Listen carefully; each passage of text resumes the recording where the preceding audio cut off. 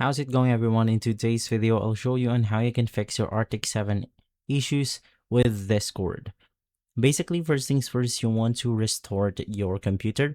This will eliminate glitches and bugs that's correlated or that's simply connected with your microphone. And at the same time, you also want to check the physical connections of your microphone. So just unplug or reset the connections on your USB port from your computer, and same thing with your microphone. After making sure that everything works perfect, you then want to turn on the knob on your microphone, making sure that there is an audio input. Now, once inside this Discord, just click on the user setting, scroll down and click on the voice and video. From here, you want to select your Arctic 7. In my case, I'm using the SteelSeries Sonar as my microphone. You can also test your microphone right here.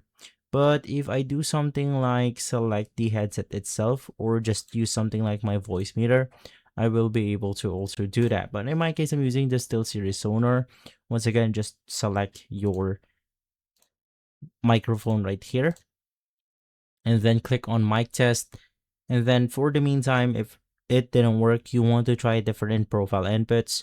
So if the voice isolation did not work, try studio, and still if not, you can click on custom and disable features like the automatic adjust input sensitivity, the echo cancellation, push to talk, and more. And basically, this will then help you fix the problem.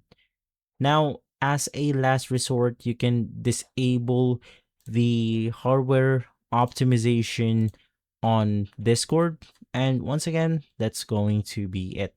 If this video has been helpful, leave a like, subscribe, and follow us for more videos like this. Thanks for watching.